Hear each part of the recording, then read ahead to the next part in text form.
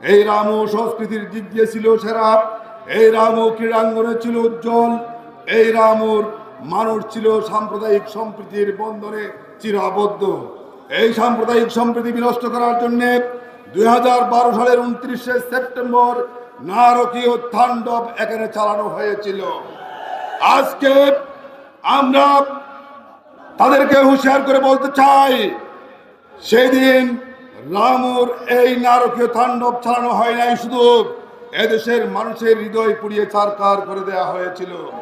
আমাদের হাজার বছরের ঐতিহ্য সাম্প্রদায়িক সম্প্রীতি বিনষ্ট করার চেষ্টা করা হয়েছিল।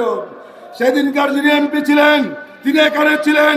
খুদার কসম করে বলছি, সেদিন যদি আমি এমপি থাকতাম আর আমি যদি এখানে থাকতাম, আমার লাশের উপর দিয়ে এই আঙুল চালানো হতো। আমি জীবিত থাকতে কখনো এটি হতে দিতাম না।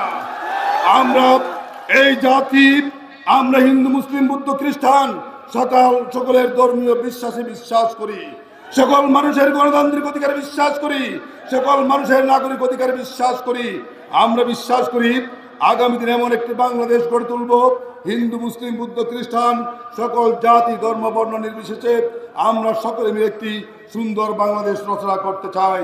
সম্মানিত ভাই বন্ধুগণ, আজকে আমরা বিভিন্নভাবে অবহেলিত আমরা রামুর এই পুরাতন ঐতিহ্যগুলোকে কক্সবাজার শুধু নয়, বাংলাদেশের জন্য দৃষ্টিনন্দন আকর্ষণীয় পর্যটন শিল্প হিসেবে আমরা গড়ে তুলতে পারতাম। যদিও এগুলো তো অনেক দর্শনার্থীরা আসে। আগামী দিনে আমরা এই রামুকে পর্যটন আকৃষ্ট করার মতো একটি নান্দনিক শহরে পরিণত করবো ইনশাল্লাহ। সেই সাথে আমরা চেষ্টা করব রামুতে যাতে পৌরসভা করা যায়, সেজন্য আমরা চেষ্টা করব। আমরা চেষ্টা করব মনিঝিল মানুষের যাতায়াতের যে সমস্যা, মনিঝিল রামুর সেই ব্রিজটি আমরা নির্মাণ করার জন্য আমরা চেষ্টা করব। আল্লাহ তাআলা যদি আমাদেরকে কবুল করেন, আমরা আমাদের যাতায়াত ব্যবস্থার সমস্যা সমাধানের জন্য শৈলের উন্নতি সহ রামুর অলিগলিতে যে সমস্ত এখনো ভাঙ্গাচোরা রাস্তাগুলো রয়েছে সেগুলো আমরা মেরামত করার জন্য আমরা চেষ্টা করব। সর্বোপরি আজকে যেহেতু আমাদের গণমিছিল এখানে হবে, আরো একটি গণমিছিল রয়েছে। আমরা বলতে চাই, বিগত দিনে যারা দুষ্কৃতিকারী ছিল, যারা মানুষকে কষ্ট দিয়েছিল, তাদের নামে মামলা হয়েছে, তাদেরকে গ্রেপ্তার করা হোক, শাস্তি দেওয়া হোক, আমাদের কোনো অসুবিধা নাই। কিন্তু নিরীহ 15,000-এর মতো মানুষকে মামলা দিয়ে হয়রানি করে, মামলা বাণিজ্য করে এই মানুষকে হয়রানি করার কোনো অর্থ হয় না। আমরা দেখেছি যারা দুষ্কৃতিকারী তারা পালিয়ে গেছে, কিন্তু আজকে মানুষকে ভয় দেখানো হয়। আমি বলতে চাই, আর ভয় দেখানো যাবে না। আমরা যদি নির্বাচিত হই, এই নিরীহ মানুষকে মুক্তি দেওয়া হবে, আর মামলা বাণিজ্য কাউকে আমরা করতে দেব না। এবং আমরা বলতে চাই, এই রামু শুধু নয়, আমাদের কক্সবাজারে বিশাল একটি জনশক্তি, বিশাল একটি জনগোষ্ঠী, শিক্ষিত মানুষ যারা কওমিতে লেখাপড়া করেছে, তাদেরকে রাষ্ট্রীয়ভাবে ব্যবহার অনুপযোগী করে রাখা হয়েছে। আমরা যদি নির্বাচিত হতে পারি, এই কওমি মাদ্রাসায় যারা শিক্ষিত তাদের জন্য যথাযোগ্য মর্যাদা সহ রাষ্ট্রীয় সরকারি চাকরি থেকে শুরু করে সর্বাবস্থায় তাদের জন্য ব্যবস্থা করা হবে। সেই সাথে আমরা বলতে চাই, কক্সবাজারে শিক্ষায় দীক্ষায় পিছিয়ে পড়া এই কক্সবাজারকে এগিয়ে নিয়ে যাওয়ার জন্য আমাদের একটি বেসরকারি বিশ্ববিদ্যালয় প্রয়োজন।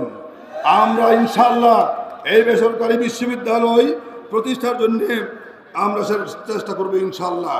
আল্লাহ তাআলা যদি আমাদেরকে কবুল করেন, আমরা দলখানা আমরা নেতা হব না। আমরা সর্বদলীয়, সর্বস্তরের মানুষের সমস্যা সমাধানের জন্য, সকল মানুষের দুঃখ দুর্দশা লাঘব করার জন্য আমরা চেষ্টা করব ইনশাল্লাহ। আবার বলছি, প্রত্যেক ধর্মের নিজ নিজ ধর্মীয় সংস্কৃতিকে আমরা লালন করব। আমরা বিশ্বাস করি যুব সমাজকে যদি রক্ষা করতে হয়, মাদক ছাড়তে হবে, খেলাধুলাকে উৎসাহিত করতে হবে। আমি নিজে একজন খেলোয়াড় ছিলাম, আর সেই খেলাধুলাকে উৎসাহিত করার জন্য সবচেয়ে গুরুত্বপূর্ণ স্থান হলো রামু। ইনশাল্লাহ আমরা রামুতে খেলাধুলার উপযোগী আরও স্টেডিয়াম সহ খেলাধুলার সব ধরনের সুযোগ সুবিধা আমরা করব ইনশাল্লাহ।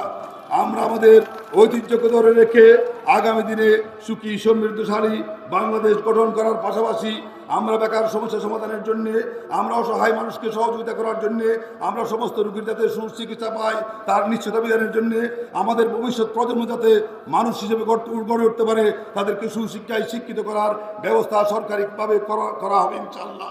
আমি পরিশেষে আপনাদের কাছ থেকে দোয়া কামনা করছি, সহযোগিতা কামনা করছি।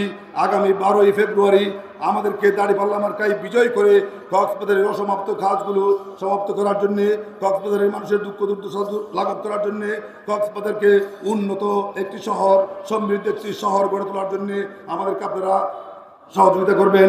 আপনাদের কাছ থেকে দোয়া কামনা করে আপনাদের সকলকে আন্তরিক মোবারকবাদ, শুভেচ্ছা, অভিনন্দন জানিয়ে বক্তব্য শেষ করছি। খুদা হাফেজ। বাংলাদেশ জিন্দাবাদ। দাঁড়িপাল্লা মার্কা জিন্দাবাদ। আসসালামু আলাইকুম।